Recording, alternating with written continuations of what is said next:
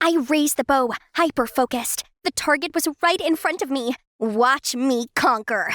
Only... Grandpa! That one would have hit the bullseye! I'm just teasing. You're getting real good, Pumpkin. Hi, I'm Gina, and I love archery. My grandfather, my only family, introduced me to the sport. He always encouraged me to join contests, saying I had a knack for it. But competition's not really my thing. Talking to strangers was enough of a challenge for me. But my only friend, Bailey, is lovely and cheerful. We've been close since childhood to the day we came to the city for high school and became roommates. My new life promises fun and excitement, but I missed my grandpa dearly and wrote to him often. Dear Grandpa, my life here is wonderful. The dorm room is nice, clean and tidy, and every morning, soothing instrumental music from the speaker reminds me of the times we enjoyed music and a tea together on the front porch. Ugh, Bailey, turn it down. And are you gonna do something about your mess? Jeez, it's an organized mess. Ask me about anything, and I can find it immediately. By the way, there's a welcome party for freshmen tonight. Shall we go? Nah, I'm too tired. Come on, Gina, it'll be fun. You'll make some new friends, too. It's just... Okay, stay here then. I'm leaving. Somehow, I felt a bit empty. I'd never noticed that Bailey and I were so different until recently. Bailey's a social butterfly who can make new friends easily. And me? I was introverted and reserved. I can't keep being this way. I came to the city for the experience. Duh! So when Bailey asked me to go to the school's fair, I immediately agreed. When the day came, while Bailey's chatting and giggling with other students, I just kinda absentmindedly faded into the background. Since Bailey did not seem to notice my absence, I decided to look around on my own. Suddenly, a scream startled me. Thief! Thief! I turned around to see a thief running away with a girl's handbag. Without thinking, I grabbed a set of bow and arrows nearby and shot at him. That's when I saw another arrow. Flying in the same direction, both arrows hit the thief right on his head and knocked him to the ground. I looked for the other archer and saw the Greek god Apollo, who's also looking at me. Then he went to handle the thief as I took the opportunity to quietly leave the scene. I was still daydreaming about that guy when Bailey barreled into our dorm with a group of friends. I quickly turned myself into a burrito and pretended to be asleep. But Bailey ruthlessly unfurled me with a wide grin. Hey, G, there's someone I'd like you to meet. Samantha, head of the school's archery club. Bailey told me you're quite an archer. Yeah, sort of. Well, we're looking for new members. You should come by. I'll be sure to stop by. Thanks. After school the next day, I visited the archery club and saw a familiar face. That's the guy from yesterday. Ooh, he also blows on the arrow like Grandpa. So cute. Oops, busted. Am I hallucinating or is he walking toward me? Hi, you were at the school fair. Your shot was phenomenal. I'm Chris, by the way. I'm Gina. So you're new here? Actually, I'm not sure if I'm going to join yet. Well, how about a little demonstration? Panicked, I tried to shoot with shaky hands and totally botched it. Sorry. Relax, you got this. He leaned over me and my heart was beating like crazy. I took a deep breath, softly blew at the fletching, and this time, I hit the target. See? Amazing shot. You should be more confident and open up so more people can get to know you. So Chris is into extroverts? He's right. It must be great being around an outgoing, confident girl like Bailey. She'd only been here for a week and already knew half of the school, and everyone loved her. So later that day, after struggling with myself, I decided to ask Bailey for help. Help? With what? Help me be you, an extrovert. You're fine the way you are. Why change? Right then, Samantha came to pick her up to go to a birthday party. Want to join us? You'd rather stay here and read, correct? You know me. Then Bailey left, just like that. All right, if she doesn't want to help, I'll do it myself. Time to break out of my cocoon. So I spend the next few hours giving myself a makeover. Not bad, was it? When I arrived at the party, everyone gawked at me. Hey, are you the sun? 'Cause your beauty is blinding me. If so, you should stay 93 million miles away from me. As much as I wanted to run straight home, a voice in my head kept screaming, socialize. On the internet, they said extroverts are always ready to make friends, like Bailey, who's part of every single conversation. So I mustered all courage to throw myself into the largest group who's talking about cute Arctic animals. I remembered a communication tip: lead the conversation. So I did. Isn't it so sad that those animals are losing their habitat to climate change? The next 5 minutes was me monologuing about the issue, but they didn't seem too interested. Okay, plan B. Bailey also always knows how to stand out, so when everyone started dancing, I stood in the middle of the room and danced my heart out. But after that, everyone looked at me like I was an alien, including Chris. When I was finally in my room, I felt totally defeated. Do you seriously want to be an extrovert? I need to, Bailey. If so, maybe take it slow and don't push yourself too hard. You don't have to become outgoing overnight. Ugh, Bailey clearly didn't believe I could do it. Fine, I'll show her she wasn't the only charming extrovert here. My first order of business was joining the archery club. That would be my best chance to impress Chris. To make up for the embarrassment at the party, I braced myself and approached the most playful guy here.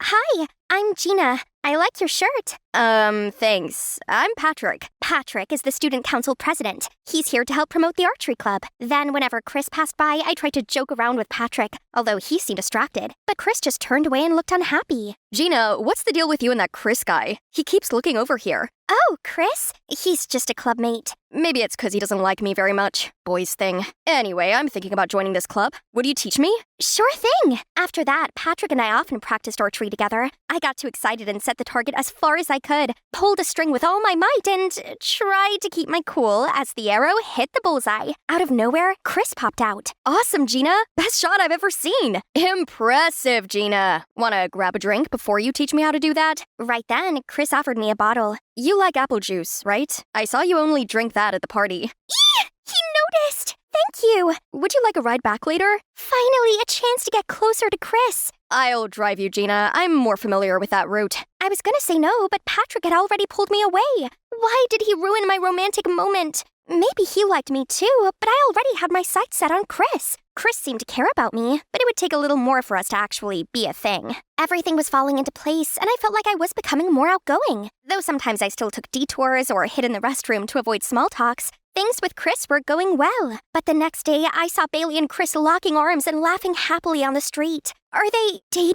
Then why did Chris keep my hopes up and act like he cared about me? All my efforts were for nothing. Even if I tried to be like Bailey, of course Chris would prefer the original. I glumly went to my room shortly before Bailey, holly jolly as usual, came back. You look awfully happy. Hot date? Nope, not at all. Are we having secrets now? Of course not! Anyway, what are you up to today? Beating around the bush, huh? She's obviously in love with Chris, but why keep it a secret? Just so they could still mess with others' feelings. After that, I refused to talk to Bailey and avoided Chris. Whenever he greeted me, I'd pretend I didn't see him. And if he approached me, I'd go to Patrick or ask him to take me home. It was petty, but what else could I do? In Patrick's car, I got Chris's texts. He probably just wanted to two-time me, so I turned off my phone. Everything okay? Yeah, I'm fine. You're not a very good liar, but I have just the thing to cheer you up. A few minutes later, we pulled up to a quiet spot with a stunning view. But magnificent as the sunset was, I still felt the sadness wash over me. Want to talk about it? And I did.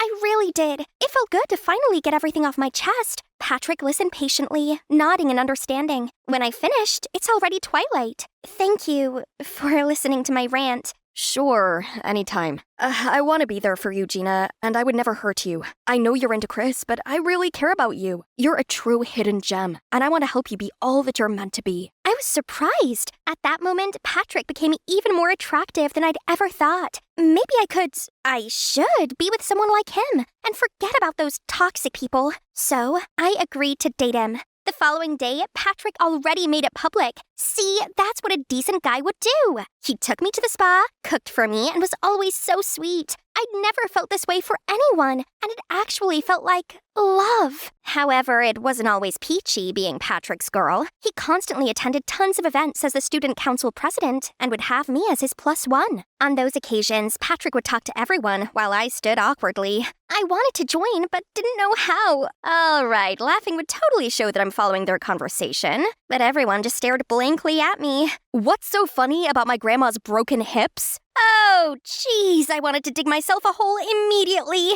Soon after, Patrick told me to utilize my archery skills for a fundraising commercial shoot. The pictures went viral, and I became popular. People wanted to befriend me everywhere I went, and it was exhausting. When I told Patrick, he said, "That's good. You'll be the face of this fund, which will help a lot of people, like Katniss Everdeen and the First Rebellion. I'm so proud to have you as my girlfriend. Let's keep this up, okay?" Something about that didn't sit well with me. But isn't this the life I've always been dreaming of? I was so busy with Patrick's plans that I had no time left for myself. I even forgot to write to Grandpa, and it had been a while since I last went to the archery club. Bailey tried to catch up with me, but I still ignored her. We grew further apart, even though we shared a room. The show today was suddenly canceled, so I seized this chance to drop by the archery club. I got more comfortable and liberated with each arrow I shot. I finally felt like myself again. When I was done, I caught Chris staring at me. I was instantly flustered and tried to leave, but Chris followed me. Gina, I don't even recognize you anymore. It's like you're trying to be someone you're not.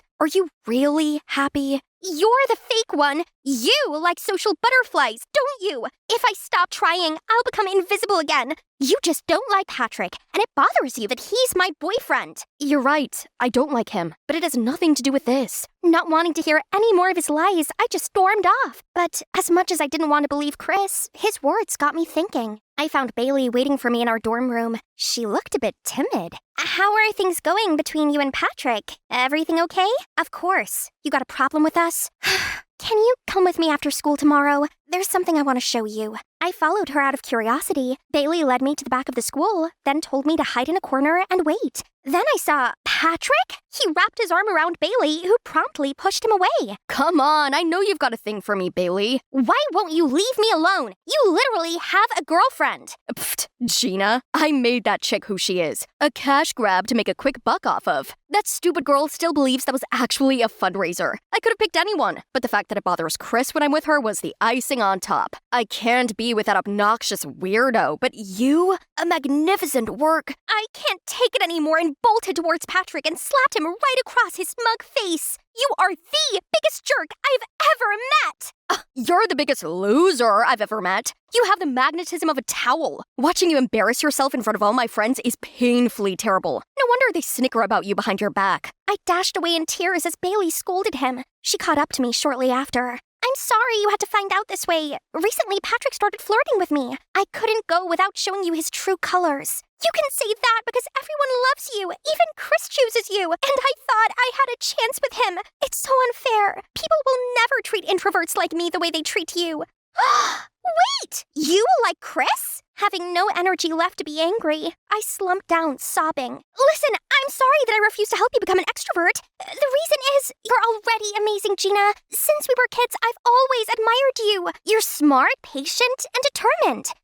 What? Would you believe me if I said I wanted to be more like you? But then I realized that introverts and extroverts have their own strengths, and we do best when we're ourselves. That's why I am who I am, and you should be none other than yourself. I held back my tears as best as I could and hugged Bailey tightly. I'm sorry for misunderstanding you. Thank you for telling me what I need to hear. I returned to my room and saw a letter from Grandpa. He asked how I was lately and why I stopped writing to him. He knew living in a new environment would be difficult, but as long as I understood my own worth, I could overcome everything. He finished his letter by saying he'll always love me unconditionally. Tears welled up in my eyes again. Shortly after, Bailey came back all excited. I have a surprise for you. When we got outside, Chris was already waiting. I was extremely embarrassed and confused to see him. Gina, from the moment we met at the fair, I haven't stopped thinking about you. I was impressed with your archery skills, but before I knew it, I was charmed by your intelligence, kindness, even your shyness. Aren't you dating Bailey? What? Chris is my cousin. He talks about you all the time. I was gonna set you two up, but you were already with someone else. I couldn't believe my ears, and my heart went wild. At that moment, Bailey received another flirty text from Patrick. Ugh! What am I supposed to do with this sleazeball? Well. Could you believe it? Bailey let him hear blindfolded for a surprise. Okay, ready for my present? Patrick was surely surprised to see me aiming right at him. You better come clean about all the cheating you did. It wasn't cheating. You weren't even my girlfriend, loser. Before he could finish, I launched an arrow right above his head. Lucky for you, my aim was just right. But who knows? A loser like me could have missed. Patrick freaked out and literally peed his pants. Then he confessed to all his faults. Siphoning off public funds, love scamming for money, which all had been recorded. As soon as the video was posted, Patrick was boycotted and lost his student council president position. He had to switch schools after a week. I finally felt confident in myself and won many archery competitions. During the holiday, I brought Bailey and Chris back home to meet my grandpa and showed him my many trophies. Remember, everyone, be the best version of yourself, and the right person will love the real you. It's finally the first day at the aquarium. And to say I'm nervous is an understatement. Stay calm. You can do this. You're Ariel, not Naira. I'm headstrong, spirited, and... Okay, let's get into character. Bright smile? Check. Friendly manner? Check. Ariel's accent? Check. I was a dazzling mermaid and even let the little kids stick their stickers on my fishtail while I answered a bazillion questions about Atlantica and my Prince Eric. The last visitor was the sweetest little girl who handed me a collectible box of cutlery as a gift. Oh my, such a lovely comb, but it looks rare. Are you sure your guardians would agree to this? Of course. My brother always says yes to me. The little girl signaled someone in the crowd to come over, and it was Arson? As in the cutest boy from school? Naira? Oh my god, your take on Ariel is spot on. I didn't know there was a side of you. What are you talking about? I know not of this, Naira. Feeling the panic rise in me, I lifted my fishtail costume and ran with my 2 feet as all the kids stared in shock. I'd never wanted to disappoint those kids, but I had the biggest crush on Arson, and no way had I expected him to be there and see me like this. At school, I was a loser, a nobody. Yet, when I was acting, I felt invincible. At least, I did until my timid, introverted side got in the way of my performing dreams. That day, our drama club mentor announced our school play this year would be Legally Blonde. I loved that movie so much, and I already knew all the lines. I couldn't let this opportunity pass me by, so when the mentor asked who wanted to audition as the lead, Elle Woods, I took all the courage and raised my hand. The whole room fell silent and suddenly burst into laughter. Oh, please, how could a loser like you play the glamorous Elle Woods? Worst of all, the mentor agreed with her and said that I might be better suited for the nail lady role. And then she said the lead should go to someone who's outgoing and influential, like Eliza. What? Eliza's got the emotional range of a teaspoon. I'd gotta get this role. So I waited until the end of the meeting and then spoke to the mentor in private. I'm sorry, but I can't cast an Elle Woods with stage fright. Naira, I'll consider giving you the role, but only if you can prove to me that you can do this without your fear getting the better of you. So, try practicing by going out in public and interacting with strangers. Get yourself comfortable in front of a crowd. Can you do that? Feeling determined, I went to look for some kind of social experiment right away. And that's why I applied for this job at the aquarium. But I never thought anyone from class would show up, least of all, Arson. He even caught up with me at school the next day, insisting he saw me at the aquarium. And typical me, being all fidgety and shy, I blurted out, maybe you mistook me for my twin sister, Cora. Oh? In that case then, can I get her number? Or can you, arrange for me to go on a date with her? The way she glowed with confidence was amazing. Wow, I didn't expect him to be that into my acting. How ironic. Wait, what if I continue to play Cora and go on a date with him? I could practice my acting as this unapologetically outgoing girl while spending time with him? Tempting, right? Okay, wait at the book cafe near school on Sunday, 3 p.m. I'll tell Cora about it. I'd been preparing for this date the whole week. After watching multiple tutorials on YouTube, I was finally able to put together this bold look. All that's left to do was to wear Cora's self-confidence to match it. So I did a Bella Hadid runway strut into the cafe, straight past the gawping onlookers and over to Arson's seat, and interrupted him from his reading. Hi, is that a Rick Riordan's book? Yeah, Heroes of Olympus. Are you a fan of Riordan too? Are you kidding me? I've read all of his works. Yes, Breaking the Ice, success. We connected over our shared love of fantasy novels and other nerdy things. I didn't want the date to ever end, so I invited him along to a secret place of mine. I covered his eyes until we got there. Being the cute guy he was, he went along with it, even though he looked unsure about what was happening. When I turned the lights on and the ice rink appeared, his face lit up. Then the snow began to fall. It felt like a scene out of Frozen. Then we went onto the ice and Arson fell straight onto his butt. Stop laughing. This is my first time, okay? Aw, embarrassed Arson was so cute. I helped him up, and it was the first time our hands touched. I led him around the rink and taught him some moves. When I looked at him, I saw him looking back at me with this big grin on his face. Then suddenly he pulled me in, and I fell right into his embrace. Our faces were so close, and I swore we were about to kiss. Ugh! Overcome with nerves, I pushed him away, and he lost his balance and fell flat on the ice. but he jumped up to his feet right away and skated after me. Oh, don't let me catch you, or else. Let's see you try. Yesterday felt like a dream. We texted each other nonstop up until the last class of the day, PE. My eyes were still glued to my phone when a flying ball hit my knee. It was from Eliza. Right after that, another one came and knocked my glasses off. I shielded myself with my arms and hoped it would go away soon, and surprisingly, it did. Only, Arson was standing in front of me, blocking all the balls. Arson, what are you doing there? We were just playing around. Playing around? Can't you see you're hurting her? Then Arson turned to me and asked me if I was okay. Could this be it? Did he realize I was the girl he went on a date with? Thank you for helping me out. You're my friend, and also Cora's sister, so I've got to look out for you, right? Oh, he didn't recognize me. That meant my acting was flawless, right? Then why did I feel so uneasy about it?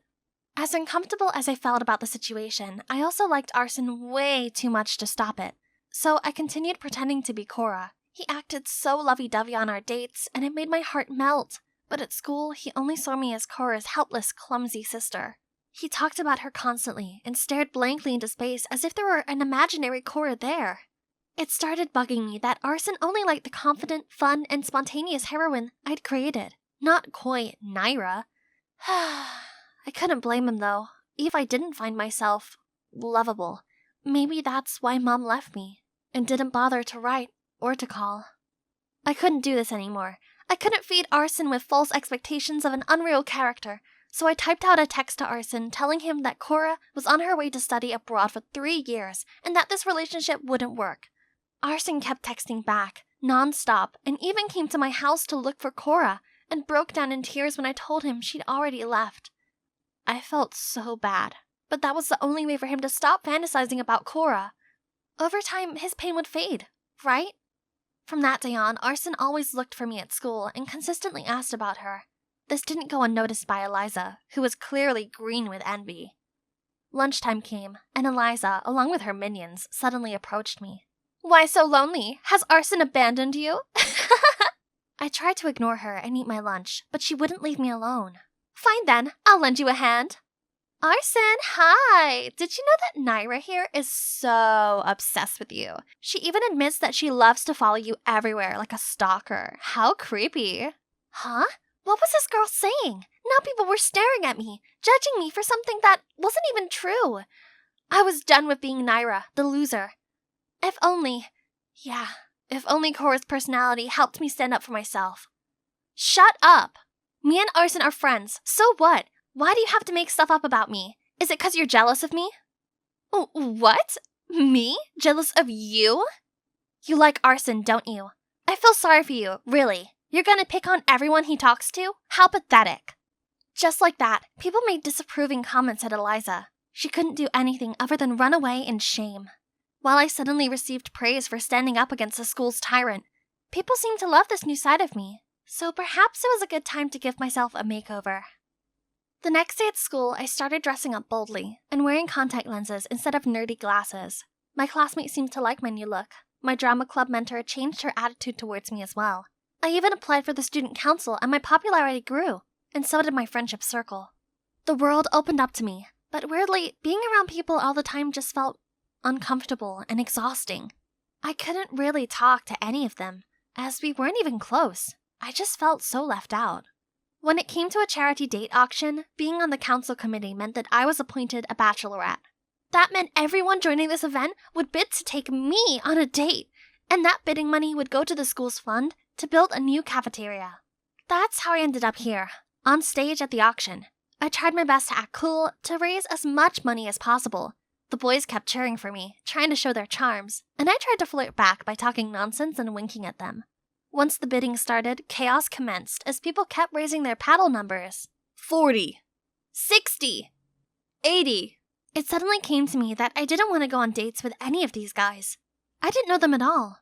And just then, Arson shouted from the back. 500. 500 going once, going twice, and sold.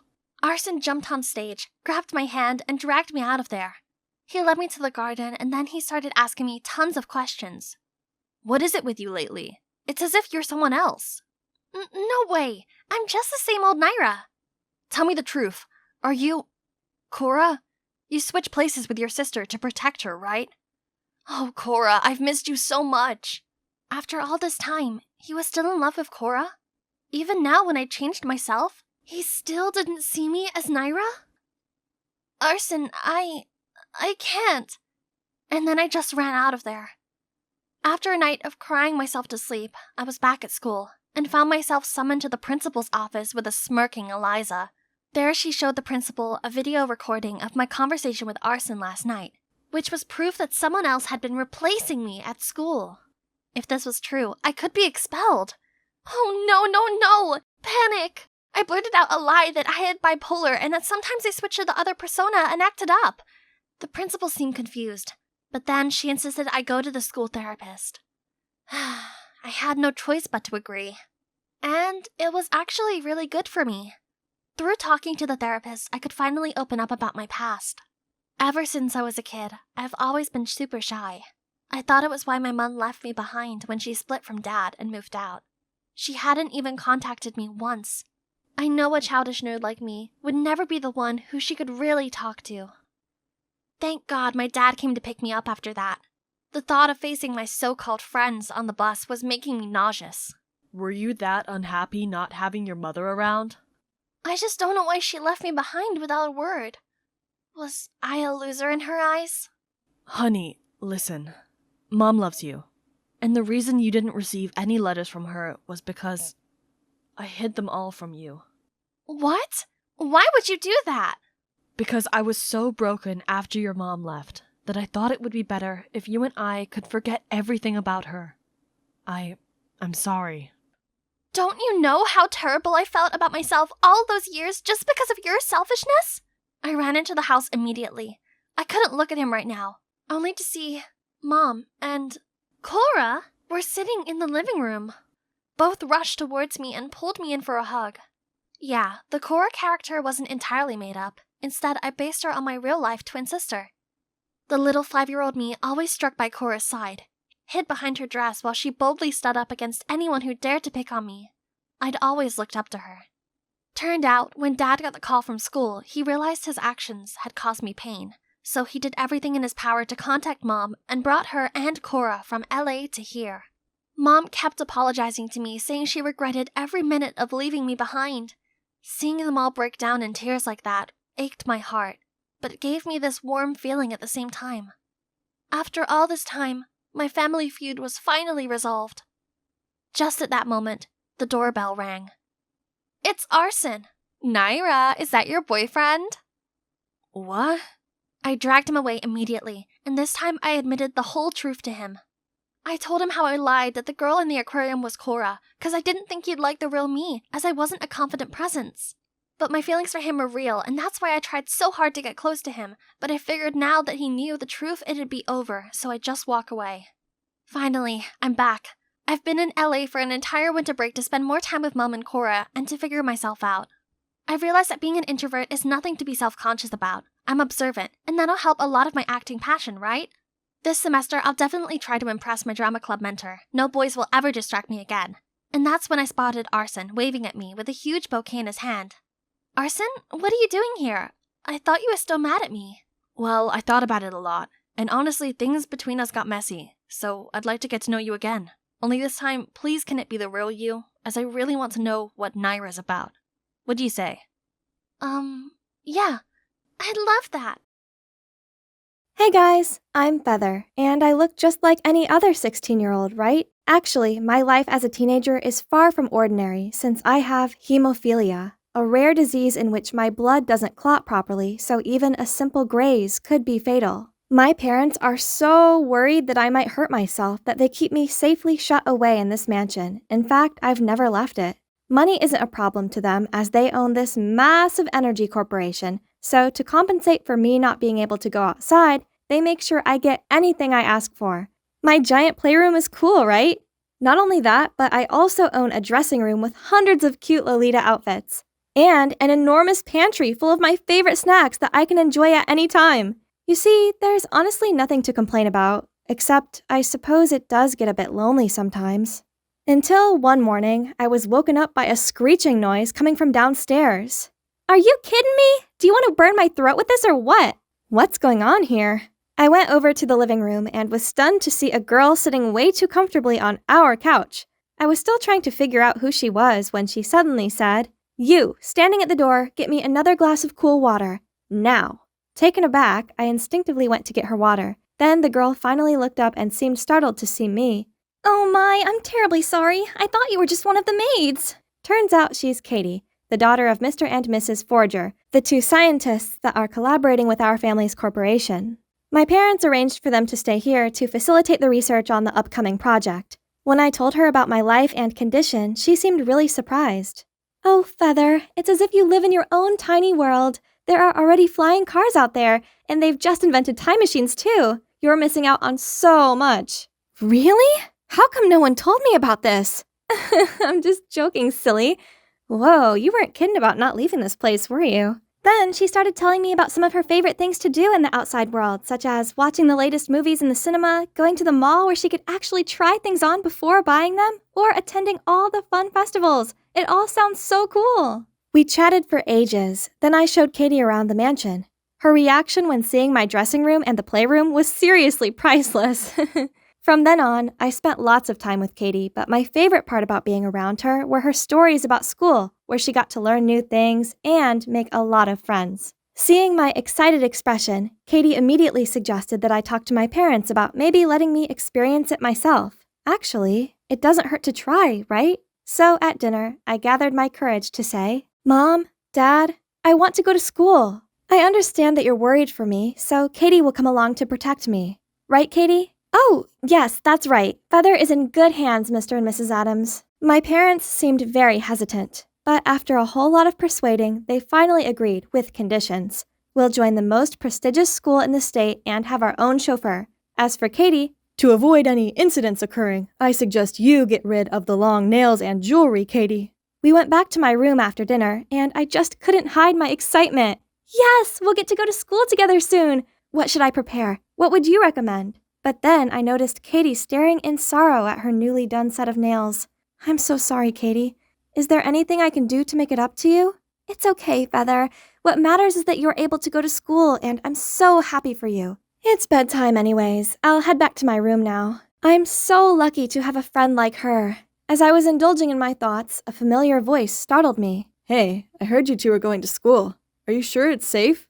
Katie doesn't seem all that trustworthy. That is none of your business. You're just jealous that I've made a new friend while you're still lonely, aren't you? In case you're wondering, this guy is Liam, the butler's son. He was my childhood best friend and used to come to the mansion every day for homeschooling and to spend time with me. But we had some petty argument and I hadn't seen him since. Well, at least not until now. He was about to ramble about something else, but I slammed the door in his face. I wasn't going to let him ruin my mood. What I need to think about is my school day that's coming up. Oh my, it's so exciting. I really can't wait. We are going to Edgewood High today. So I decided to wear my favorite Lolita dress as Katie suggested. Oh, I almost forgot, Mr. Freddie. He's been my best friend since childhood, and of course he had to come along with me on this big day. Katie also said I should try introducing him to everyone. That would help me make new friends faster. Such a brilliant idea. Whoa, we're finally here. Hey, Katie, how do we find our lockers? Hey, Katie, when is lunch? Hey, Katie, do you know who's going to teach us? Oh my God, Feather, stop asking. Everyone's staring. I didn't even notice. It's probably because we're new. Hi, I'm Feather. Or maybe it's because of your extravagant outfit. Before I could say anything, someone spoke up. That's a lovely dress. Oh, you're right. They do seem to like my dress. I waited for everyone in the room to settle, then confidently introduced myself. Hi, everyone. I'm Feather, and this is my best friend, Mr. Freddie. As soon as they saw Mr. Freddie, everyone burst out laughing. I didn't know what was so funny, so I just awkwardly laughed along. After class, I asked Katie why our classmates laughed earlier, and what she told me was unbelievable. They were making fun of me. It's so sad to know, but I guess not everyone can be as nice as Katie. She also told me to dress down next time to attract less unwanted attention. It's a bit upsetting, but I guess I'll have to do what's best. So I listened to Katie's advice and ditched the OTT dress. Just like she said, people actually stopped staring at me. Here, hold this. You look really good holding books. Huh? That sounds kinda weird. But it's fine though, she probably wanted my help but was just too shy to ask. After the morning classes, I went to buy a bunch of lollipops, and that might look odd to Katie, so I let her know about how lollies are my special anxiety remedy. People here seem to be quite judgy, which got me a bit uneasy. You want one? Aw, poor you, but no thanks. By the way, I'll have lunch with David today, you know, the cute jock in our math class. So you're on your own this noon, okay? Then she quickly left without waiting for my response. I didn't know having lunch alone was so boring. Everyone has their own group, except for this one guy wearing a hoodie and a mask. Hi, can I join you? But he didn't even reply, just stood up and moved to another seat. Did I do something wrong? Feeling the anxiety taking over, I immediately took a lollipop to calm myself down. And it's doing a wonderful job at making me feel better.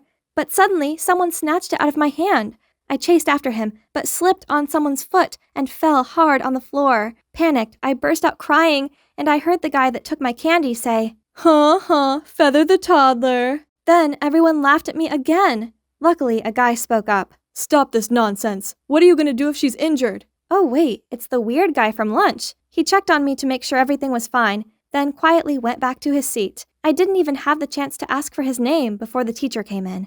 This guy was so strange, but there was one thing I didn't understand. Why was Katie also laughing? Back home, Katie came to find me in the playroom, and I questioned her about the incident earlier, and she quickly apologized as she thought they were just joking. She then suggested going shopping and offered to buy me something to cheer me up, and so I agreed immediately. We went to the mall the next morning, and I had the best time. We had iced coffee and some delicious pudding. Katie also got me an adorable little hair clip, and so I bought her a bunch of new clothes in return. We were about to head home when Katie said, Hey, Feather, I have a cousin whose sneakers are falling apart. Would it be okay if you helped me get him a new pair? Of course, anything for my best friend. Making my best friend happy was the most wonderful feeling in the world. I'm so grateful to have such a lovely person like her to come into my life. But then, the next day, I walked into class to see Katie being all lovey-dovey with the boy who took my lollipop.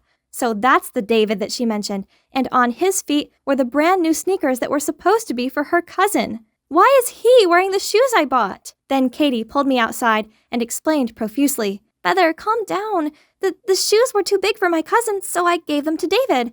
I didn't lie to you, I promise. Fine. Please just don't let me see him wearing them again. I felt really bad since Katie seemed really sad after hearing what I said. At that moment, David approached me. What's up, toddler? You got a problem with my new kicks? I froze in fear. Then, thankfully, an announcement came through the speaker. David Peterson, please come to the principal's office immediately. Turns out he's in trouble for spray painting a teacher's car. At least someone already helped me teach him a lesson, but that wasn't all. A few more of my classmates also got detention for cheating on the math quiz yesterday, while some others got caught skipping classes. It was such a crazy morning. It's as if someone was trying to play the hero here. Finally, it's lunch break. Hoped things would be better in the afternoon, but... What is this? A poster of me? It also says underneath, Feather the toddler is the snitch. Katie took a look at it and said that the best way to deal with these kinds of jokes was just to play along. I'm not sure about that, but it seems like the only way now. And so, I climbed on an empty chair in the cafeteria and started speaking loud and clear. May I have everyone's attention, please? Hi, I am Feather the toddler, and I am proud of it. Instead of getting the response I'd hoped for, what I got back was food. The whole cafeteria was laughing and throwing food at me. I covered my face, trying to dodge it, but the floor got slippery from all the greasy food, so I ended up falling. Oh no! I scratched myself! I could only lay on the ground out of pain. People finally stopped as they saw me bleed. All I could vaguely hear was a familiar voice calling my name. I woke up in the hospital to find Liam sitting next to me. Feather, you're awake. Do you feel pain anywhere? Well, Liam? Why are you here? Where's Katie? Katie? You're still worried about Katie? She's the one who was behind all this. She told the principal about your classmates and told everyone it was you to make them hate you. What? How is that possible? Turns out the guy who was always wearing a hoodie and mask was Liam. Liam had always been suspecting something shady in Katie's behavior. So, after failing in warning me about her, he decided to look out for me himself instead. I cried and tried to hug him despite the pain on my arm. Then Liam showed me a shocking video of Katie talking trash about me to everyone. Oh, why was Feather carrying my books, you ask? It's because her parents work for my family's corporation and she'll do anything I tell her to as long as I give her some money. Seeing the anger and also disappointment in my eyes, Liam calmed me down and said he had a plan to expose my so-called best friend. When I returned to school a few days later, I stormed straight over to Katie. "It's you! You're behind it all! I already know everything." "Stop being ridiculous, Feather. You got busted and now you're trying to blame me. Drop the act. No one's falling for it." At the end of class, Katie suddenly gathered everyone. "People, head over to the lecture hall. I have something very interesting to show you guys." Oh boy, I wonder what else she has planned. Liam and I quickly followed the crowd and found Katie standing on stage. "Oh, Feather, I'm glad you're here. This is about you after all." The screen started playing a video of me sitting on my swing, playing with my dolls, and taking armfuls of candy out of the pantry. Do you see that, everyone? Feather is just a toddler in a teenager's body. Such a weirdo.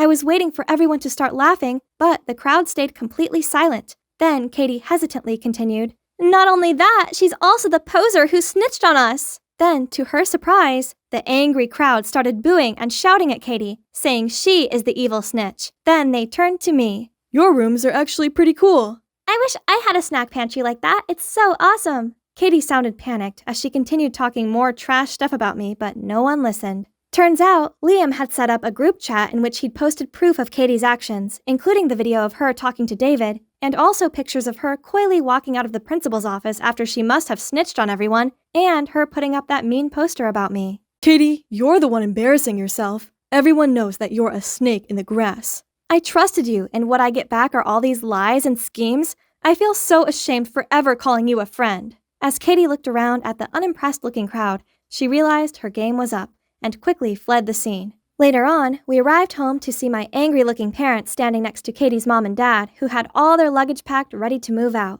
Yes, Liam had already told them everything. In the end, Katie's parents made her apologize to me. Only after a lot of persuading did my parents let them keep their jobs. I never saw Katie again, but I did make a bunch of new friends that I invite around sometimes. The snack pantry is a big hit.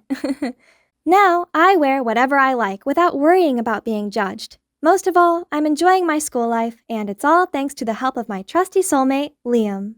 This school is so boring. All they do is talk nonsense and do nonsense things. Worse still, I feel like I can never escape them, as some of them live in the same neighborhood as me. But you know what the most annoying thing about my life is? That's Joy, my identical twin sister. In my parents' eyes, she's perfect. That's why she's the favorite child. Her allowance is more than mine, and she gets to attend an elite private school while I'm stuck at the most boring school ever. How unfair! With a sulky face, I walked into my room whining. I think having identical daughters means our parents forgot that there's actually 2 of us. They've never picked me up from school. Don't be absurd. They just took me to collect my dress for the school gala. A new dress for some fancy party. How terrible for you! I don't even want to go to the party. Trust a nerd like you not to appreciate what you have. If I were you, I'd make the most of every second of that elite school of yours. And if I were you, I would just enjoy my pressure-free life. We both sighed and stared into a void, thinking about our tiring lives. Then Joy suddenly turned to me. "Oh my god, Jade! Do you want to be me? Go to my school, have my things, and attend the gala?" What a brilliant idea! Why had we never thought of it before? I'd live her fancy life and she'd live my dull one. That's perfect! Wow, this school is enormous. I tried to keep my cool as I navigated the endless hallways in search of Joy's locker. Ah, found it. I spotted a group of girls waving me over. They must be Joy's besties. Ruth, Nora, and Nell.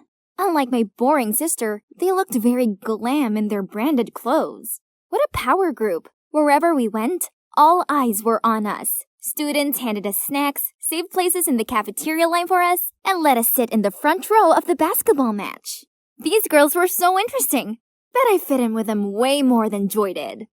Talking about Joy, she somehow loved my boring old-fashioned school. I'd never heard her chat that much in my life. About how nice my friends were, how easy all the lessons were, and how cool the school bus was. Joy's friends were so much fun, and they did cool things. For instance, they always had shopping dates and bought each other expensive gifts without question. One time, Nora, the richest girl in the group, didn't hesitate in going into Kate Spade and buying the new release handbag for Ruth. I thought this was pretty awesome of Nora. But then something happened that made me question the group dynamics. Ruth told me that she liked the red velvet cupcakes at the bakery near my house, and she asked me to buy her some. I was happy to do it, but the next day, when I brought the cupcakes and told her the price, she burst out laughing. Joy, my dear, I don't care how much they cost. That's your concern. Then she turned to Nora, showed her a picture of a cute but expensive skirt, and told her to order it for her. Hang on. Had she always been thinking it was acceptable to order us around like this? I don't understand why an innocent bookworm like my sister would hang around with this cunning clique. They don't study at all. During the test, while I was still randomly circling the answer, Ruth kept on kicking my chair and urging me to let her copy my work. And as soon as the teacher turned her back on us, she even snatched my answer sheet. Huh? What's with that attitude? I took a look around and saw both Nora and Nell were also copying another girl's paper against her will. Rude! After the test, Ruth came up to me, hissing. Have you forgotten our deal? Huh? Deal? What could it be? Well, I guess I would have to put up with Ruth for as long as I was Joy, so I could return everything to her in roughly the same condition after the gala. What I really should do now is just to enjoy this elite school life, right? So, I didn't join Ruth and her minions for lunch, but bought food from this super cool vending machine instead. They even had pizza. But the machine made these weird sounds. Ugh, I think my food was stuck. So I kicked and tapped it.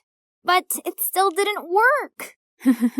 You dare get into an altercation with the pizza machine? You must be starving. Oh my god. This basketball boy was the most handsome guy I'd ever seen in my life.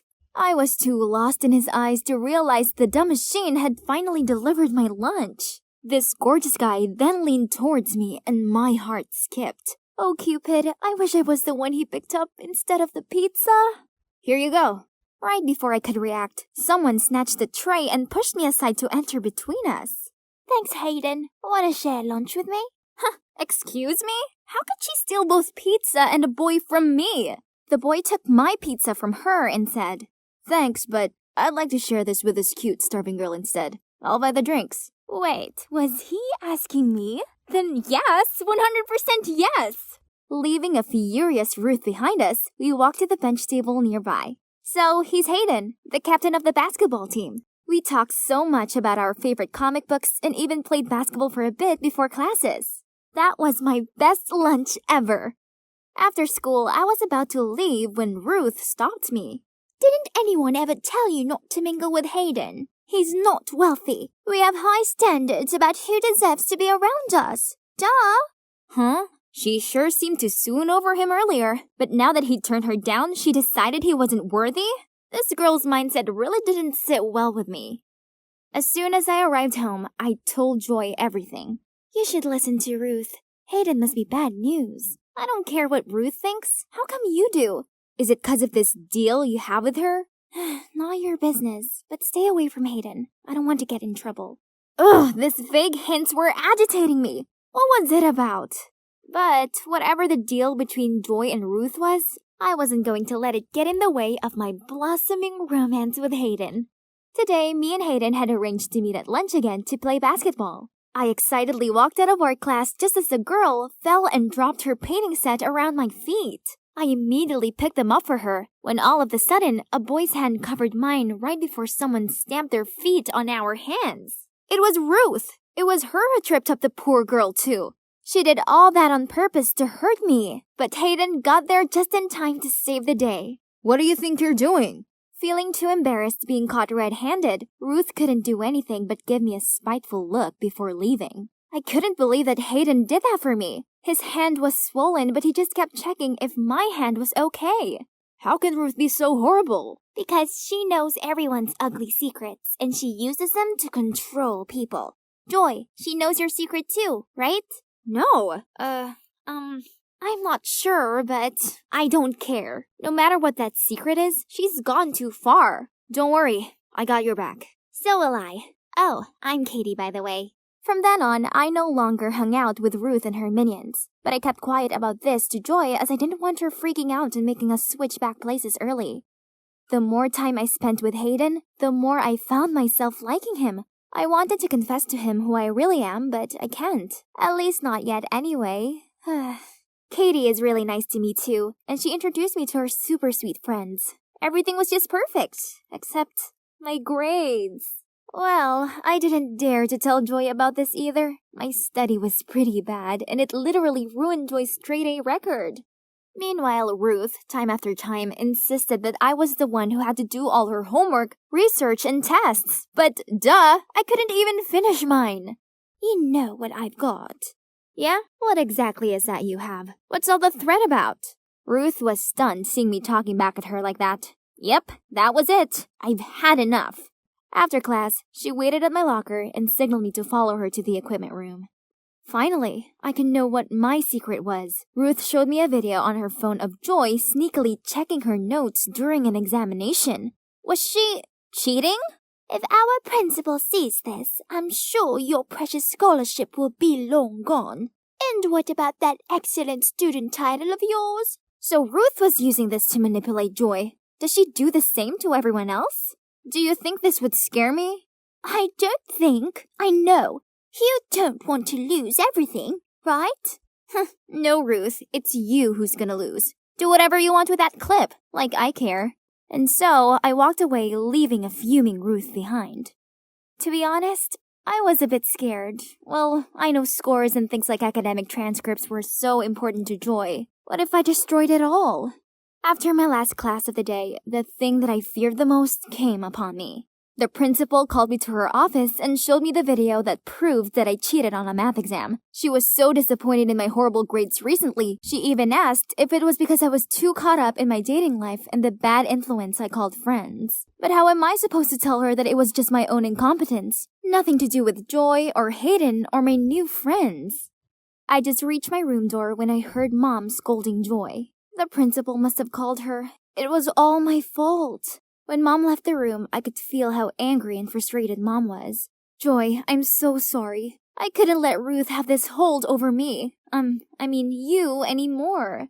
I waited for Joy to take it out on me, but to my surprise, she was kinda happy. That's okay. I think I should thank you for that. I've never been brave enough to stand up for myself, although I was so tired of getting picked on all the time. I was so scared, but turns out being scolded by Mom isn't as bad as I thought. My homeroom teacher also called me, but she only gave me a warning and told me not to make the same mistake again. I've never felt this at ease before, Jade. I'm not the perfect Joy anymore.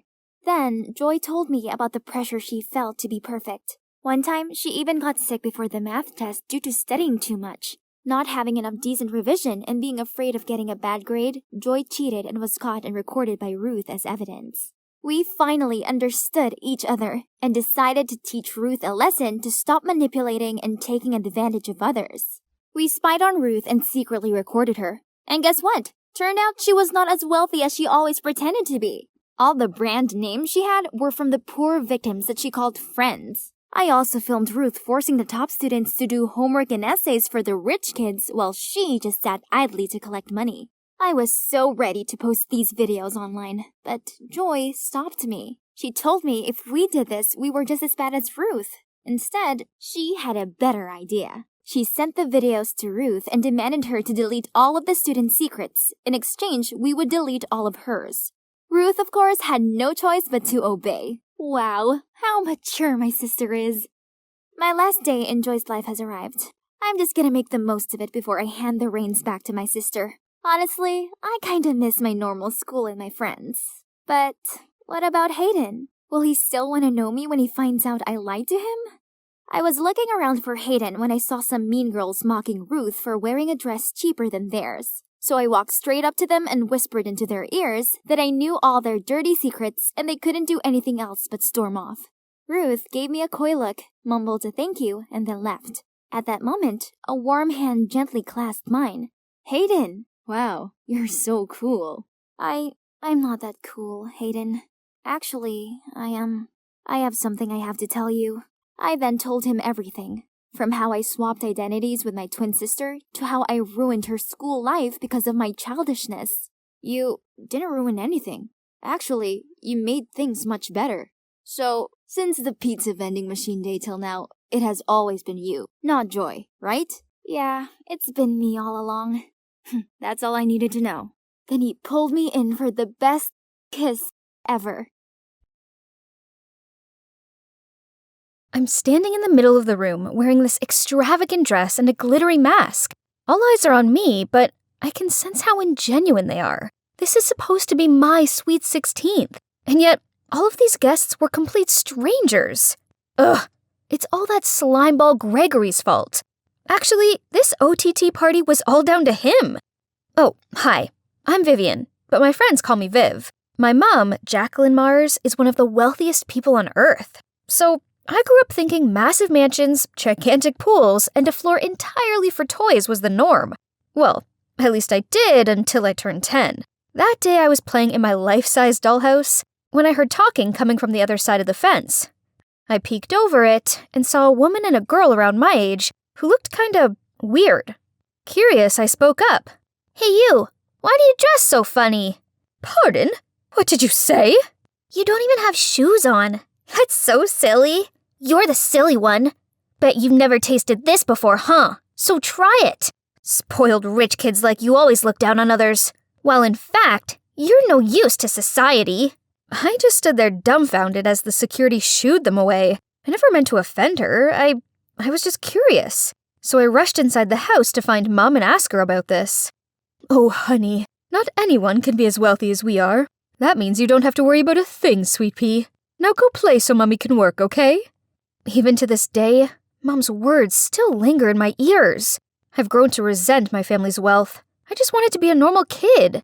That's why, by the time I got to middle school, I convinced Mom to let me transfer from my private school to a public one and wipe out everything about me online, so no one would know about my influential family. I get the bus to school, buy clothes from thrift shops, and prepare my own lunch instead of bringing the gourmet dish the chefs make for me. A perfect normal life. Until Gregory, Mom's so-called boyfriend, showed up. He sticks his big nose in everything. Thanks to him, Mom wouldn't stop nagging at me about my clothing, my trashy public school, or how I gotta stop hanging out with the mediocre kids. Ugh, he is driving me insane. And to top it off, he gave Mom the idea of throwing me a 16th birthday party. I hate attention. Mom knows this. But what Gregory wants, Gregory gets. This could be an opportunity to introduce her to society and gain new associates. It'd be good for her when she takes over business in the future, blah, blah, blah. Poof.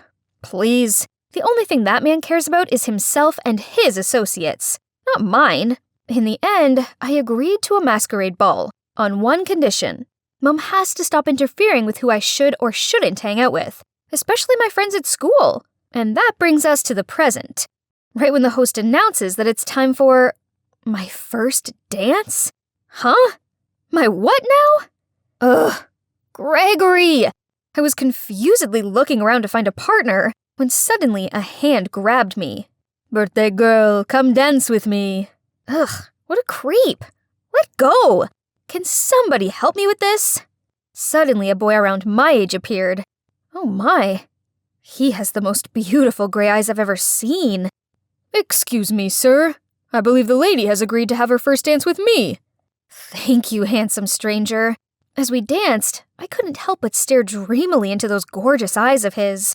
We were about to leave the dance floor when he whispered in my ear, Wait here, I'll be right back.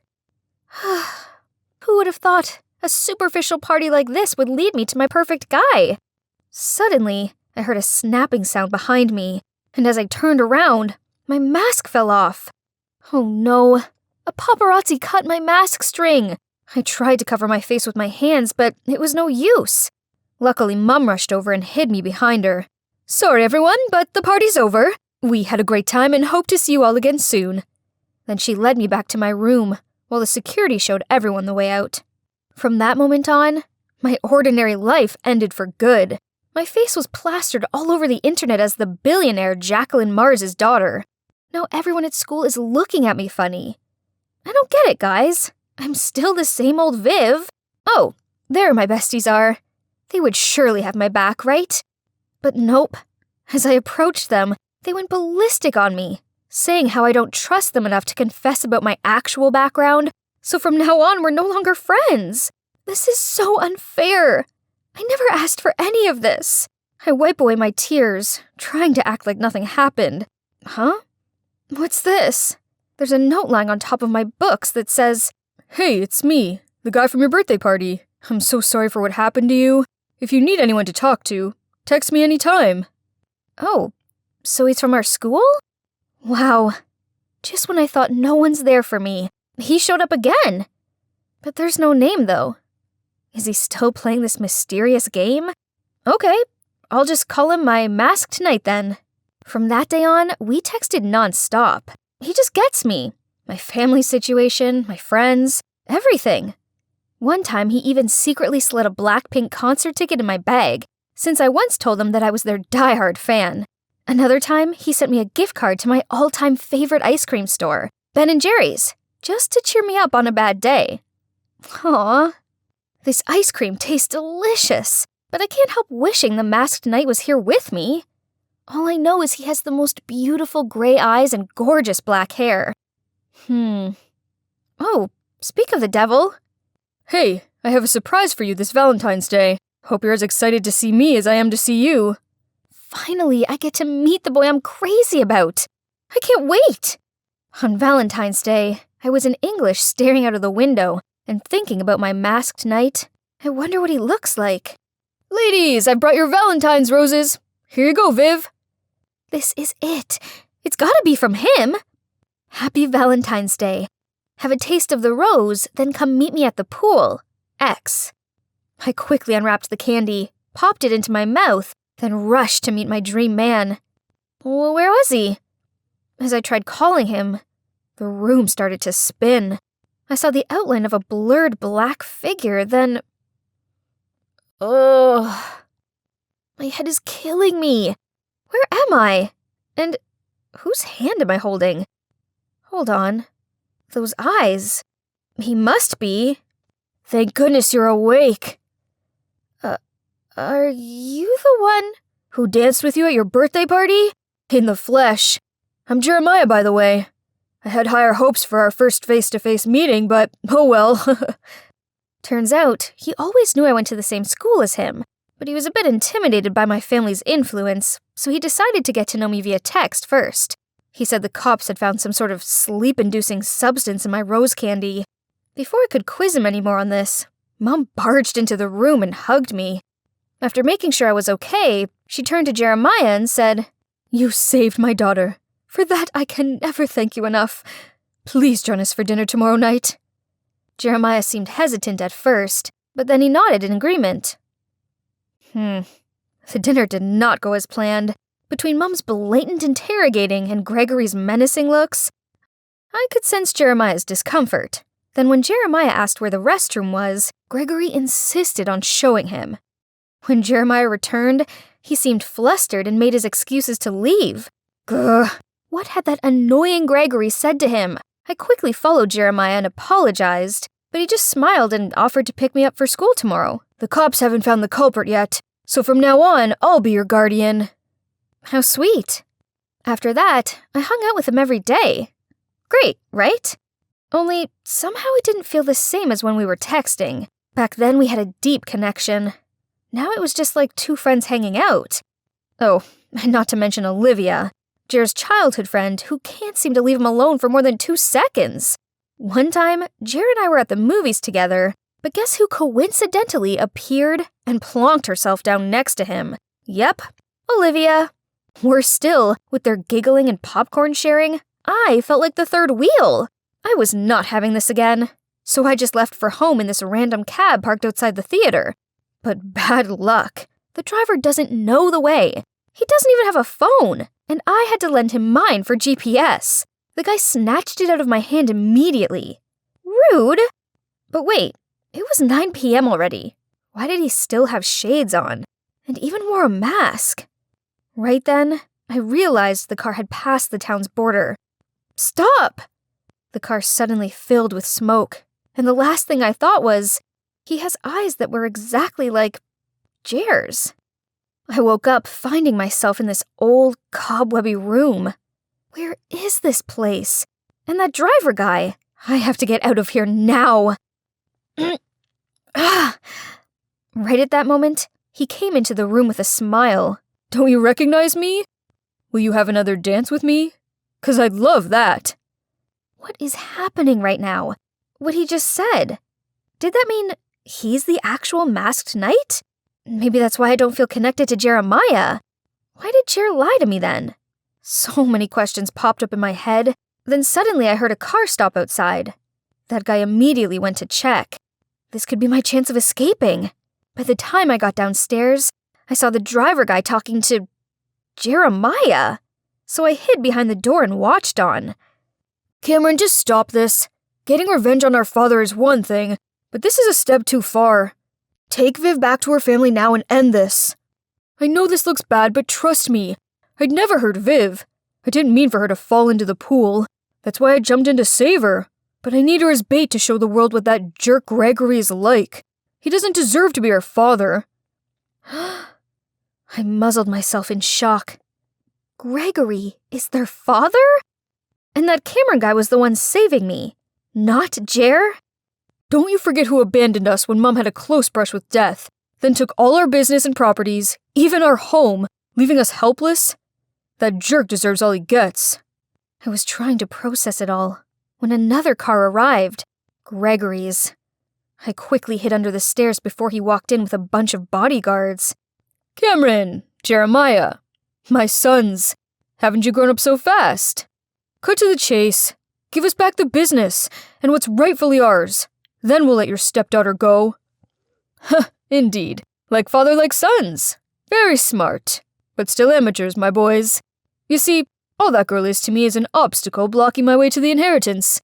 So please, be my guest and take care of that little Miss Annoying. Aren't you afraid we'll expose everything you just said? And who's gonna believe you now?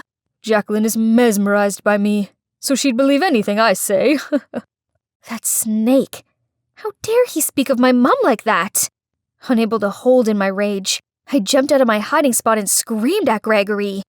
"What did you say about my mom? You slimy, lying traitor!" "Nice talking to you all, but the fun has to end here. Goodbye." The guards lunged forward, about to tie me up when the cops smashed the door coming in, and behind them was Mom! "Stop right there! How dare you do this to my daughter?"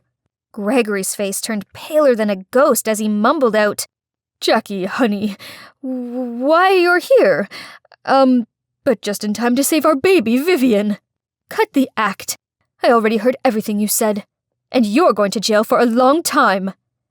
Then the cops led him and took his crook guards away. Seeing Mum, I was so happy I rushed to hug her. Turns out, her investigations of the pool incident led her to Cameron, so when she confronted him, he eventually told her everything. That's how they came up with a plan to catch Gregory red-handed. Mum and the cops had been waiting in ambush around here for Gregory to show up. Then, well, you know the rest. A lot has happened in 3 months. Mum finally finished all the legal stuff, so now the property Gregory had merged with hers to gain her trust is now signed back over to Cam and Jeremiah.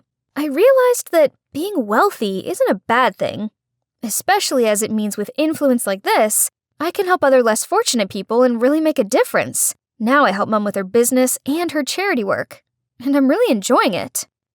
I'm proud of my hard-working, amazing Mum, and I'm proud of who I am. And guess what? I now have real friends who like me for me. As for Jeremiah, well, he apologized about everything. He used to fear his brother was going to hurt me, so he lied to protect me. We made up, of course, and became the best of friends. I'm not sure I can say the same about his brother, though. He did everything he could to beg for my forgiveness, but I just can't. Then one day, Jer asked me to come by his home to visit his mom. She begged me not to think badly of her boys, especially Cameron. He's in love with you, you know? He always talks about you, and how he wishes things would have been different. Oh boy, her words are starting to have an effect on me. When I walked out the door, I saw Cameron sitting on the porch. He turned and looked at me, and I felt my heart pound for my gray-eyed, masked knight. So, taking a deep breath, I walked over to him, just as the sun was setting. Only 3 more steps to go. 3, 2, 1. What? Sophie! Oh man. Busted. Okay. So, it's because today at school I persuaded a friend to test out my skateboard. But come on. How was I supposed to know she'd end up breaking her leg? Oops. I called your dad, and he's arranging your school transfer. What? Ugh! Is anyone else's mom way over the top like mine? My dad's away on business trips a lot, so the majority of the time it's just me and her. But we're basically chalk and cheese. Everything I do seems to annoy her. Skateboarding or partying, even breathing, I suppose.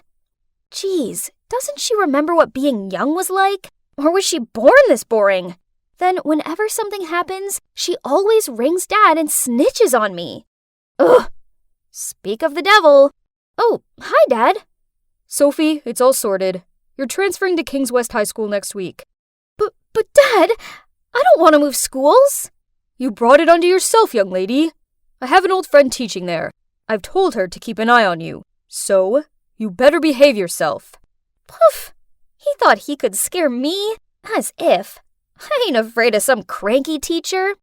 So comes my first day at this place, and this teacher, friend of Dad's, Miss Janet Clark, wouldn't quit gawping at me, and she kept on calling on me to answer her stupid questions. No thanks. Ugh! I needed to liven this boring class up. So when the teacher briefly left the room, I immediately put Vaseline on the cap of her water bottle.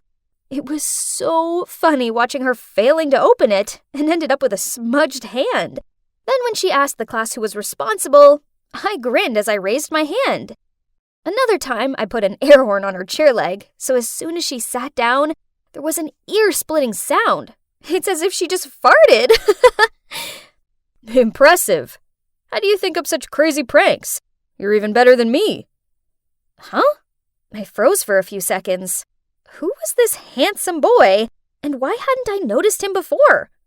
Turns out he's Dylan, and like me, he's prone to getting in trouble. We were talking to each other passionately when I felt a hand pat on my shoulder. It was Miss Clark. She led me into the corridor, and I expected her to shout at me, but surprisingly, she didn't get angry or anything. Instead, she asked if I was having a hard time. How odd. The next morning, I was about to enter the classroom when some popular girls stopped me. Who are you trying to impress? Better know your place, newbie. She's just another plain Jane. What are you worried about, Rebecca? There's no way Dylan likes her. Stay away from Dylan, else. Excuse me? This snooty girl just messed with the wrong person. And that's how we ended up pulling each other's hair until I managed to get a hold of her wrist and was about to give her a taste of my shoulder throw. Then Miss Clark intervened. The so-called Queen Bee quickly fled the scene. Then Miss Clark led me out to the schoolyard for a walk. She told me that this girl Rebecca was Dylan's ex-girlfriend. Oh, how pathetic. Our Becky has a crush on her ex. Then Miss Clark continued asking if I really felt okay, as she thought there must be some reason behind my rebellious behaviors. Just like that, my emotions got the better of me, and I blurted out how I hated moving schools, and the only good thing about this new place was Dylan. And could you believe it? She actually gave me some flirting tips to impress Dylan, and also told me to text her if I had any problems.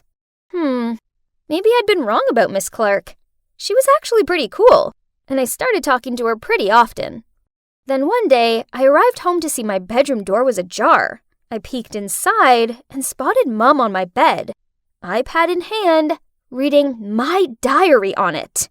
Mom, seriously, can you please give me some privacy? Sophie, what's this about a downhill skating event? Do you want to die? It's none of your business. Ugh, Mom was so controlling. She wouldn't let me wear the clothes I wanted or even fangirl over the idols I liked. Feeling so wronged, I called Miss Clark to let out this frustration. She was so understanding, saying how adults sometimes make mistakes too, and my mom was in the wrong this time. Then said I should sign up for the skating event, as I was young and therefore I should fight for my dreams. I wish Mom understood me like you do. You must be a wonderful mom. Your children are so lucky. She fell silent for a moment, then told me that as much as she wanted to be a mother, but she was divorced and had no kid. Adopt me then. I'd rather be your daughter than my mom's." Then she gently smiled at me. Thanks to Miss Clark, my stuffy home life felt a bit better. While at school, thanks to her matchmaking, Dylan and I were now a couple. Yay! Rebecca thus gave me dirty looks all the time in class. But tough luck, sweetie. And our 1-month anniversary finally arrived. Today, Dylan's taking me out for sushi. Yum! But I'd only had one bite when a familiar figure rushed over. My mom glared at Dylan, then dragged me home. "Don't you ever talk to that awful boy again! You hear me? That kind of troublemaker is nothing but a bad influence. Cut ties with him ASAP!" This was insane! But thankfully, Dylan overlooked my mom's craziness, and we continued dating secretly. But then one morning, I texted and called Dylan a bunch of times, but there was no reply. Was something wrong? We just had the best date last night, but now, nothing. I rushed to school, searching for Dylan, worriedly asking everyone if they had heard anything from him, when Rebecca suddenly approached me. "Dylan could have died thanks to you. Seems like you and your crazy mom are cut from the same cloth."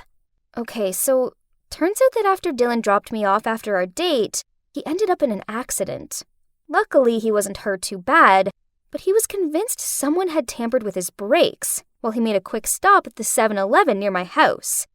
And, yep, that must have been my mom, since he also saw her leave the store. How could she do that? She's ruined my life! Dylan broke up with me right after that. No way was I staying anywhere near her, so I packed a bag and fled to the one place I felt safe. And here I am, at Miss Clark's house. Peace and quiet at last. Oh, what's this? She looked so pretty when she was young. I turned a few more pages, then... Huh? Why does this man resemble my dad? Then I saw a scribble. Janet, Bob, forever. Huh? It was my dad. So she wasn't just his old friend. She was his ex. A thought suddenly popped into my head. Could she be my real mom? Maybe Dad let me transfer to her school so we would be reunited. Oof, forgive me. I must have watched too many TV dramas. But honestly, how amazing would it be if she was my mom? My real mom was such a nightmare. I went to the kitchen to see Miss Clark preparing dinner and couldn't help but blurt out, "Mom?" She got extremely emotional, then pulled me in for a warm embrace and called me her daughter. Suddenly the phone rang. It was Dad. He told me to go home immediately or he'd stop my allowance. Miss Clark told me not to be worried and just go, but I had to show some attitude to let Mom know that I wouldn't back down easily. So from then on, as soon as I was home, I just went straight to my room without even looking at Mom. And also every time she said anything annoying, I kept replying with, "What's wrong with you? My teacher told me to do so. Stop overreacting." And you know what happened next? Yep, Mom called Dad. Again. I reported it to Miss Clark, as usual, and she told me that if I wanted Dad to stop listening to Mom, I had to tell him she was having an affair. What? Wasn't that too much? Did Miss Clark still have feelings for my dad? Was she only being nice to me so she could worm her way back into his life? After that, I didn't talk to her as much, and tried to avoid her at school, just to be safe. But then one day after lessons, I found her waiting by my locker, looking all glum. She told me it was her birthday, but like every other time, she had no one to celebrate it with. If only you'd be by my side this year, my daughter. So I agreed to go for dinner with her, and then for convenience, I made reservations at Mom's restaurant. Maybe this wasn't such a bad idea. I mean, Miss Clark might be able to talk some sense into her, right? They could even actually get on. But as soon as Miss Clark walked in, Mom's face dropped. "Janet, what are you doing here? Our restaurant is fully booked. Please leave." The two argued back and forth for a while, and I couldn't stand it anymore. "Why are you so rude, Mom? She's my teacher." Mom then stormed off in a rage while Miss Clark and I just ignored her and carried on with our birthday plan. But as she was eating the baked lobster dish, she suddenly turned a funny color, then threw up. We took her to the emergency room, and the doctor said this was down to Ipecac, a vomit-inducing medicine. Who else is to blame? How could my mom be so cruel? Sophie, I'm fine. I'm sure your mom meant no harm. Mom looked furious and rushed over to Miss Clark. I had to pull her back, and then I told her she didn't deserve to be my mom. She was speechless and burst into tears. But it was too late. I announced I would move out of the house and stay with Miss Clark instead. So I went home and packed straight away, then left. But Mom wouldn't quit following me that whole week. It's super annoying. So Miss Clark came up with a new idea. We should move somewhere where Mom wouldn't find us. Huh? Was it a bit too sudden? But this was the only way I could be rid of my freaky mom. So we moved to a little house in the suburbs. Miss Clark took good care of me and completed all of my school transfer procedures. The first few days were so much fun. We had a really good time together. However, I started to notice odd little things, such as she fed me pizza every single day. Pizza and pizza only. She also insisted I wear these worn old clothes and called me Dumpling? What a weird nickname. At first I just wondered why she did that, but then it started to bug me, so I asked her to stop. To my surprise, she started crying. Looks like I was stuck with this awful nickname. Things at home seemed off, and the new school was just as terrible. From the very first day, I again became the target of the mean girls. But one day, as they tried to stop me passing them, one of their faces suddenly turned pale. Huh? Isn't that Alice's gross old shirt? Alice who? You know, Alice. The dumpling. She wore the exact same shirt with the word smart printed on it. I remember this vividly as I used to laugh at how brazen of that stupid girl for wearing a shirt saying smart. My God, even the trace of my cigarette butt on its flap? It's still there? But she's dead. Then they all looked at each other in fear and ran away. Huh? Chills ran down my spine. I didn't know who this Alice was, and I didn't want to. The only thing I knew was I needed to get out of this place immediately. So I rushed home to pack my things before Miss Clark got back from work. But it was too late. Dumpling? Where are you going? You have to stay with Mommy. Then she quickly locked the door, dragged me inside, and started acting like a psychopath. Eat up, my dumpling. Why are you so sad? It's seafood pizza, your favorite. I'm sorry I didn't let you eat it before, but now you can have it all you want. I'll buy this for you every day. Panicked, I didn't know how to hold out against this insane woman when someone kicked in the door. It was Dylan, followed by my parents. Sophie, here you are, our baby. Oh, thank good God. I pushed Janet away and ran straight to them. But how did they find me? I decided to look into the case of my broken brake again, as a few days after the accident, I came back to that 7-Eleven, and a cashier asked me if my mum came home safely the other day, as she saw a woman claiming to be my mum struggling by my motorcycle, saying there's some problem with it. That sounded way too fishy, so I asked to check the store's CCTV footage. And the culprit was not your mum as we all thought, but her. Huh? Why? She helped matchmake us. Why would she want to harm you? I don't know. Maybe she wants everyone to misunderstand and blame your mother. Luckily, our phones have still been sharing locations ever since we were dating, so I found you in time. Many thanks to you, Dylan. My father angrily looked at Miss Clark. Janet, things between us ended decades ago. Please get a hold of yourself. Poof, how ridiculous. Who do you think you are to assume this is about you? Dumpling is mine. She's my daughter, and she's staying with me. She broke down crying, and then admitted it all, from damaging Dylan's motorbike to putting Eminic medicine in her own food to fool people. I've tried everything. I can't believe it. How could a gentle person like her do such things? After the truth was revealed, everything gradually got back on track. I went back home, but still, my mind constantly wandering back to her and why she did it. Until one day, I came home from school and was surprised to see that woman sitting on the couch in our living room having a coffee with Mom. To be honest, I was a bit frightened at the sight of her, but she didn't look as unstable as before. It turned out that she'd just returned from a psychotherapy unit. She'd been suffering from her mental health since Alice, her daughter, passed away. Alice, aka Dumpling, was a stubborn teenager, just like me, and due to the strictness of her mum, she once left home in a temper and never came back, as she got in a terrible car accident that night. So, as soon as Miss Clark saw me, she subconsciously wanted to turn me into her daughter to fix her past mistakes. Sophie, I'm truly sorry for the pain I caused you. I let my grief consume me, and as a result, I refused to accept how dark a place I was in. Teenagers are complicated, but please try to be more open-minded and show them love the correct way. Sophie's a good kid, and I don't want you making the same mistakes I did. And so everything ended in a good way.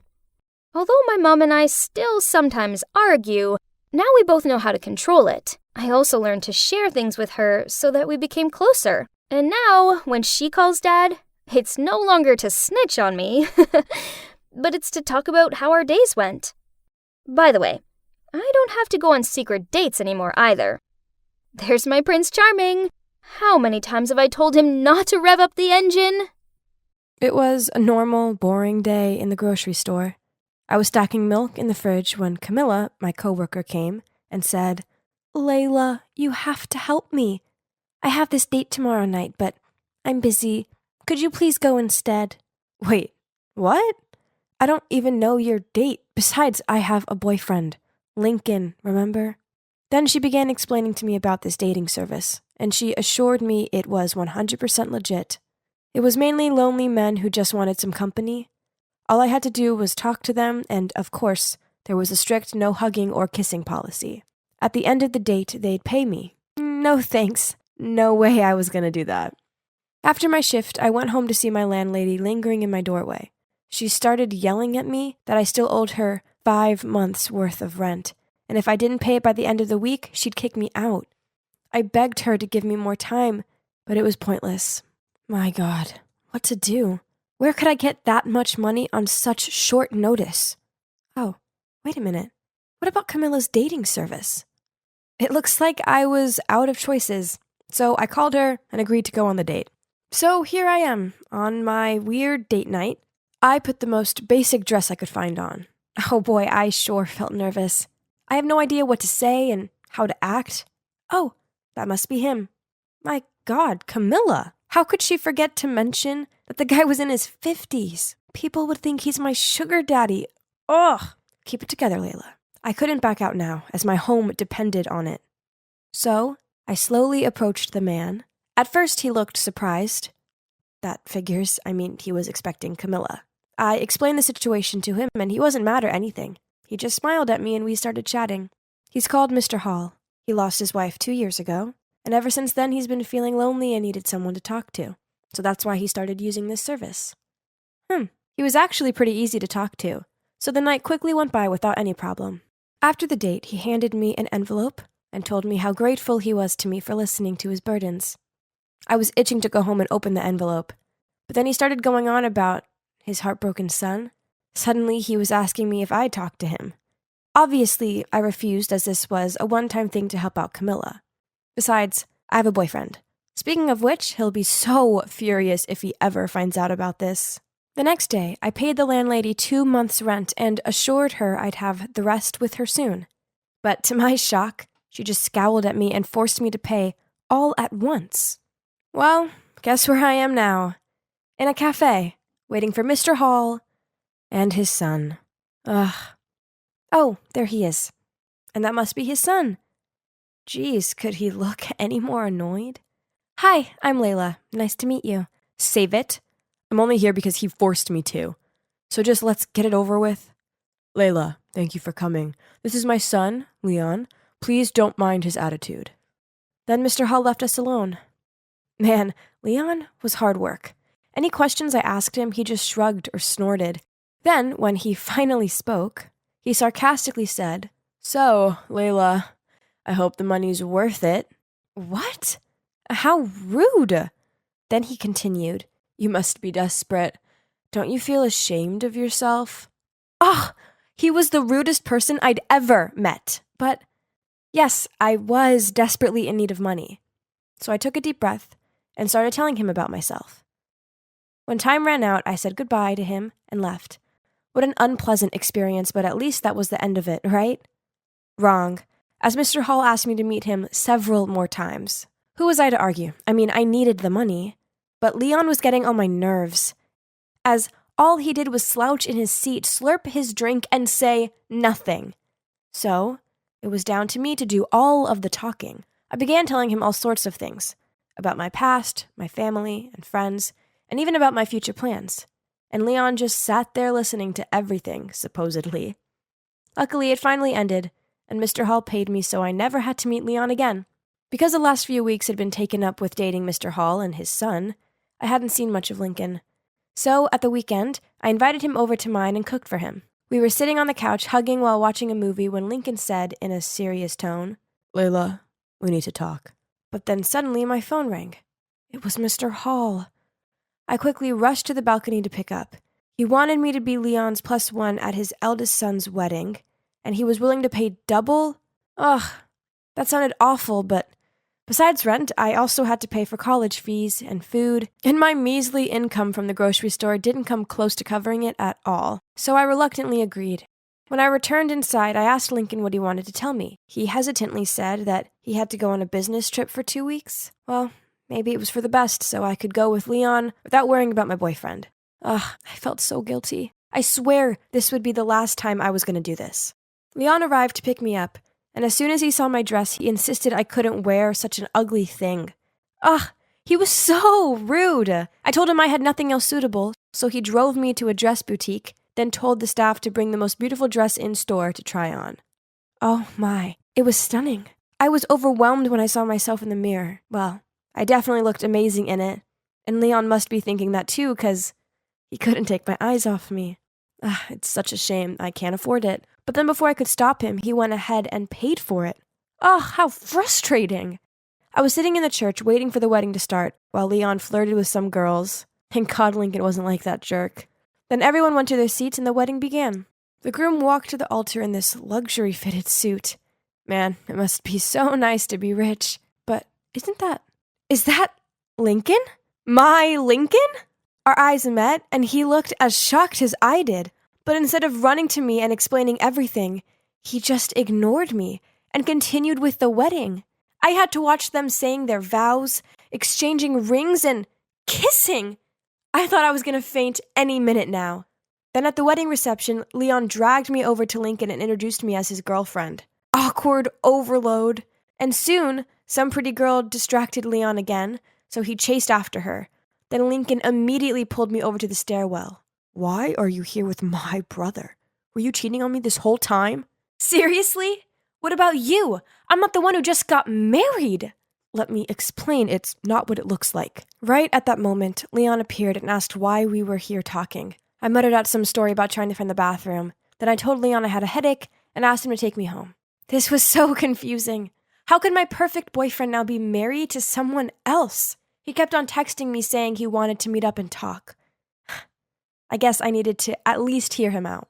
The next day I met him at the museum, where we had our first date. So, his wife, Sandra, is the daughter of an affluential businessman who owns one of the biggest corporations in town. Lincoln's family company is in big debt, so his dad forced him to marry Sandra in order to save the company. Believe me when I say I don't have any feelings for Sandra. It's just business. I only love you. Please don't leave me. I promise as soon as the company is back on track, I'll file for divorce. Yeah, I know you probably think I'm crazy, but I still love him too. Besides, if the marriage is only temporary so he can save this family business, then that's understandable, right? He kissed me goodbye and left. But after that, Lincoln changed. Every time I texted and called him, he told me he was busy and would call me back. But he never did. I guess married life was preoccupying him. As if this wasn't frustrating enough, I had to put up with Leon. He kept on appearing at my place and bothering me. One time he showed up drunk, complaining about his ex-girlfriend, who'd just married someone else. Yeah, obviously it's far from worse than my current boyfriend just getting married. I tried to kick him out, but he'd already fallen asleep on my couch. The next morning, I went to the kitchen to see Leon holding a picture of me and Lincoln and asking why we were on it. So I just shrugged and explained that we were a couple. Leon started laughing and calling me a fool. We argued back and forth, and in the end, I made him leave. I don't care what everyone thinks. I believe Lincoln. Then a few days later, I was walking out of college when I saw Mr. Hall waiting for me. He gave a slight sigh, then said, "I will make this short. Stay away from Lincoln. He's married now. Layla, I'm fond of you, but if you try messing with Lincoln's marriage, I won't hesitate in making things complicated for you." Oh my God! I can't believe Leon snitched on me. Ugh, what a giant baby. In anger, I took out my phone and gave him a piece of my mind. Oh my God. I can't believe you told your dad about me and Lincoln. You're such a jerk. Just leave us alone and mind your own business. If you trust Lincoln, then that's on you. But he's not as innocent as he makes out. He and Dad would do everything for the company. What did that mean? I hung up without letting him say another word. This jerk didn't even try to cover up his action. I couldn't just let them do this. I needed to fight for us. So the next day, I walked straight into Mr. Hall's office, even though his secretary tried to stop me. I told him right to his face that I would never give up on Lincoln despite his threats. And you know what? Forcing your son to get married just to save the company makes you a coward. Mr. Hall burst out laughing. Well, what came next was far from funny. Turns out it was Lincoln's idea to marry Sandra. Leon was right. Both of them would do everything for the company. Another thing, Leon didn't tell Mr. Hall about Lincoln and me. He saw us talking at the wedding, so we hired someone to investigate us. I was totally wrong about Leon. Right at that moment, Lincoln walked in and stopped dead on seeing me. "Layla, what are you doing here?" "You liar. I can't believe I trusted you." "Please hear me out." I took the iced coffee from Mr. Hall's desk and splashed it in Lincoln's lying face. "We're done." Overcome with emotions and feeling like a massive fool, I rushed to the nearest bar to drown my sorrows. I was about to down my fourth shot when a hand stopped me. Can Lincoln just leave me alone? But when I looked up, it was Leon. "Why are you so good to me? I mean, I blamed you for telling your dad. You should hate me." "Because I like you." I felt like the room was spinning upon hearing his words. Then everything slowly came to light. Leon was devastated when his girlfriend broke up with him. But then he found out she did it to be with his brother. Yes, you heard me right. His ex was none other than Sandra. At first, Mr. Hall forced Leon to marry Sandra for the sake of the company. Even though Leon was crazy about her, he didn't want to marry her under those stipulations.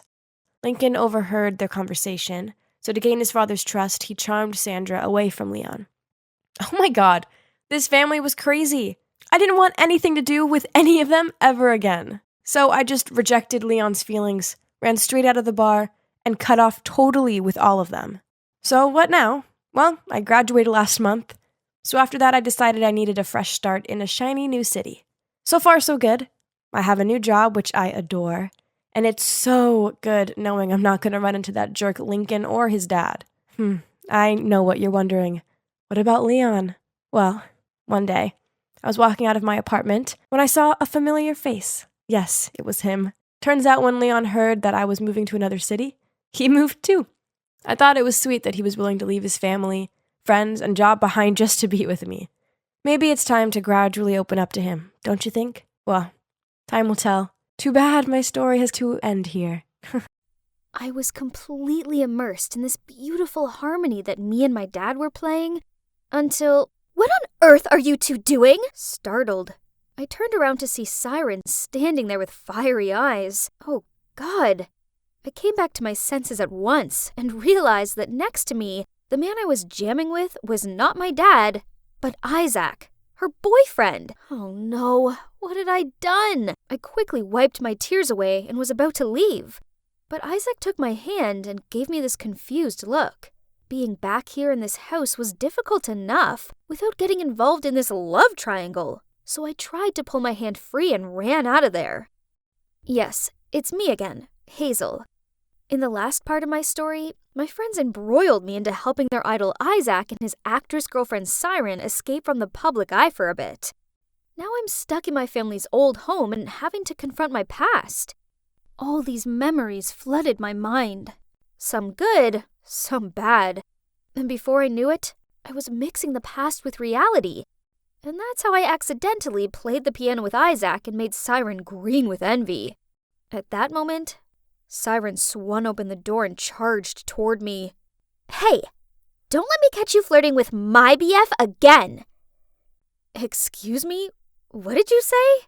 He's not even my type. Besides, having you as a love rival sounds like way more hassle than it's worth. She gave me this lingering scowl. Clearly she was furious with me, but she must have decided there was nothing else she could say on this matter. However, this didn't stop her from being the most demanding, frustrating diva on the planet. She stuck her nose up at the food and drinks we served her and insisted that she couldn't possibly consume anything that wasn't organic. She threw the clothes that we lent her down the stairs because, quote, those vulgar outfits didn't suit her. Then she asked Ivy to go get her designer ones. Once, Zoe even had to drive over an hour to the mall just for a few scented candles. Why, you ask? Well, Siren accused me of exuding this bad energy that had been affecting her sleep and her well-being, so she needed to cleanse the aura around here. Poof! This was nonsense. Once her head touched the pillow, she slept like a log. It seems that living in the same house as their idol and his girlfriend wasn't exactly all it's cracked up to be. Isn't that right, Ivy and Zoe? However, contrary to Siren the Nightmare, Isaac surprised me quite a lot by actually being a great help around the house. He was an excellent cook and a dab hand at fixing things. Okay, I admit that I used to think he was just one of those useless celebs out there, but it seems he had no problem with pulling his weight. Anyway, this manner of his did somewhat make up for the obnoxious attitude of his girlfriend, which made this whole thing a bit more bearable. Until this one time, we were rowing on the river near the mansion. Well, I was rowing, to be exact. Just me, as what could we expect from our two superstars? But it's pretty out here, isn't it? It was Siren's bright idea, as she wanted some new Insta photos. You're probably wondering where Zoe and Ivy are? Yep, they're scouring the shops a few towns over for ethical foie gras. Look at her, saying she's feeling sick she couldn't row. But apparently she was well enough to smile for the camera and strike dozens of different poses. Suddenly, Siren decided to stand up to get better lighting, which made the whole boat shake. I shouted at her to sit down, but then before I properly knew what was going on, the boat was turning sideways and I tumbled into the water. I flailed my arms and legs out and tried my best to raise my head above the water, but it was no use. I couldn't stop myself from sinking beneath it. I honestly believed this was it. The world started to darken around me, when suddenly, an arm grabbed me and pulled me ashore. Hazel, can you hear me? I slowly opened my eyes and saw Isaac's worried face peering down at me. Hazel, thank goodness. He gently helped me sit up, then asked me if I was all right. For a few fleeting moments, the warmth from his body made me flush. Clearly, nearly drowning had made me delirious. I mean, I couldn't have feelings for him. Could I? Before I could ponder on this thought anymore, a drenched Siren dripped her way over to us. Isaac, why did you rescue her instead of me?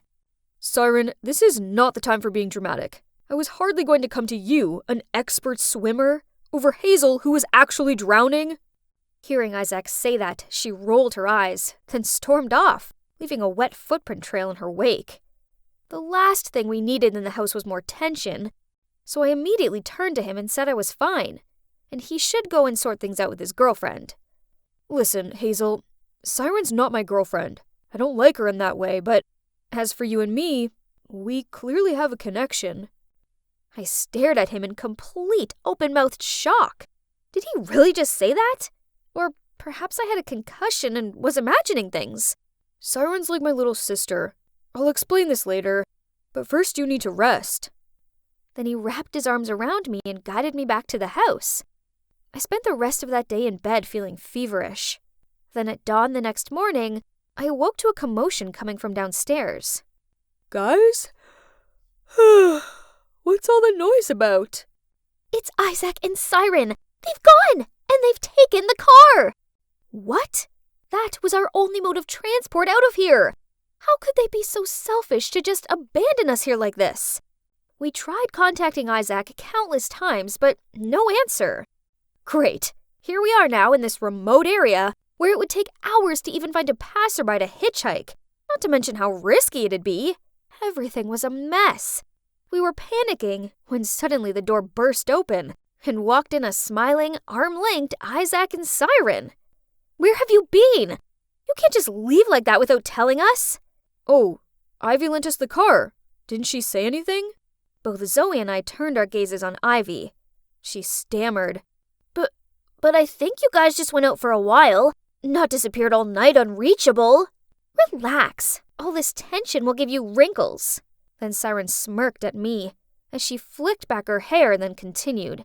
We went to a drive-in cinema and it was so romantic. We didn't want the evening to end, so we strolled around town until the early hours. What did she mean by that? So much for him seeing her as a sister. I felt like such a fool for believing his lies. We altered our entire plans to help you both hide from society, and this is how you thank us? By pulling a stunt like this? No more. Get out of here! Right now! Before anyone could say anything, my phone buzzed. It was my friend Erica. She asked me if the stories about me being in love with Isaac were true. Huh? What was she on about? In my panic, I ended the call and went online to check it out. Turns out on the Instagram account of the store where I customized our matching hoodies, the shop owner had posted a photo of me wearing it. Naturally, it didn't take the fan maniacs long to do their research and find out all about me.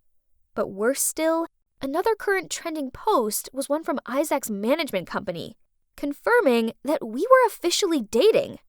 What kind of nonsense is this? I immediately told Isaac to call his company and put it on speaker. Isaac, we hit a jackpot! You probably know the iconic pianist and composer Edward Moretz, right? Hazel Moretz is his daughter! You mean...